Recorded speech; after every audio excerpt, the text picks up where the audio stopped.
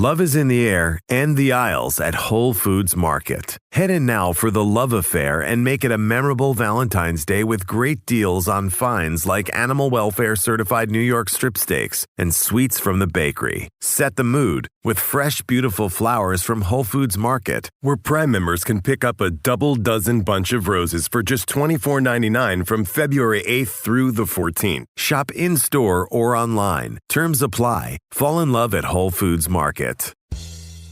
Are you avoiding your financial life because you think dealing with money means eating beans and rice and never going out again? On the Frugal Friends podcast, we think everyone should be able to reach their financial goals while leading a life they love. Every week, we'll help you do better with money without all the guilt and shame of strict budgeting, so you can feel confident about your finances. Making it easier for you to enjoy the things in life money can't buy. Listen to Frugal Friends podcast wherever you get your podcasts. This is Optimal Finance Daily, episode 2205. The latest trend in lousy personal finance advice, part 2, by Alain Massicot of freetopursue.com. And I'm your host and personal finance enthusiast, Diana Merriam. Today's post is actually a continuation from yesterday. So if you're new here, it'd be best to listen to yesterday's episode first. But if you're all caught up, let's hear part 2 and continue optimizing your life. The latest trend in lousy personal finance advice, part 2, by Alain Massicot of freetopursue.com. Number 3, keeping a list. The best savings advice I can possibly offer is, if at all possible, wait. When it comes to things I covet, I found that keeping a list is best. I keep a mental list of things we're running low on in the pantry or in the fridge or freezer. But when it comes to things I would like to have, I write it down instead of hopping online to add it to my shopping cart. Writing it down makes me feel better, like I'm taking a step towards acquiring it without having to cough up any money just yet. Here are a few other benefits to keeping a list. First, all the desired items are listed together, leading me to weigh them against each other for value, desirability, relevance, etc. And second, it gives me tangible evidence that desires are fleeting and that I often change my mind, crossing items off the list as I realize I've moved on. Waiting does wonders for our bank account. Number 4, purchasing substitutes. While I shop, I focus on purchasing what is the best value in the foods we usually like to consume. Sometimes what looks like a sale really isn't. Our diet is based on what's seasonal. Seasonal fresh food is cheaper because it's available in large quantities, as well as what's on sale and what carries the least amount of sales tax. We pay tax on processed foods, not on unprocessed and unprepared fresh consumables. Examples. If there's a brand of coffee that's cheaper than the one I usually buy and it's of a similar type to what I like, I'll most definitely try it. If there's a brand of spaghetti sauce that's cheaper than what I usually buy and the ingredients are just as good or better, bring it on. If there's nothing on special in a given food category, I might just skip it during that shopping trip, choosing to substitute for something else that'll do the trick. And we'll buy our fruits and vegetables unprepared because the prepared deli foods are taxable and they're more expensive, even if they're on sale or on clearance. Number 5, buying on clearance.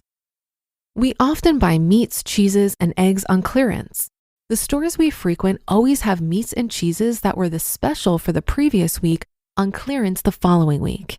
When we buy these items, we either freeze them or prepare them within the day.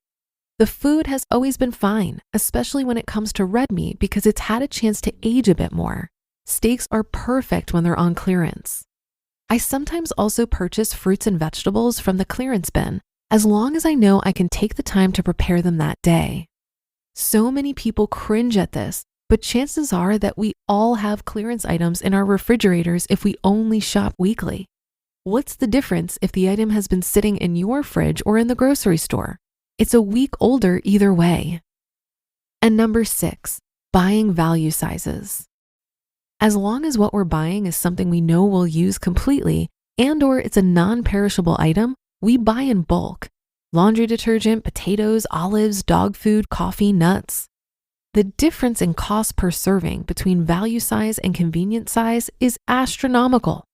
I often remark that convenience-size pricing is an unstated tax on poor and/or single individuals. What a ripoff! And don't even get me started on the waste of packaging involved. If you don't think it's a big deal, do the math on the difference in cost per serving, ounce, pound, gram, or liter. Depending on the product, it's mind-blowing. The only exception here is if we're getting ourselves a treat. I'd rather pay the premium for a single small serving of a naughty food than have a vat of it in the house, calling my name every half hour. I'll take the $8 piece of extra gourmet bakery German chocolate cheesecake over the $40 full-size cake any day. The full-size cake does not fall under the category of a good purchase unless I have 9 other people to split it with. Full price is only okay for emergencies. Somehow, the list I mentioned can make it sound like we spend a lot of time thinking about pricing and shopping.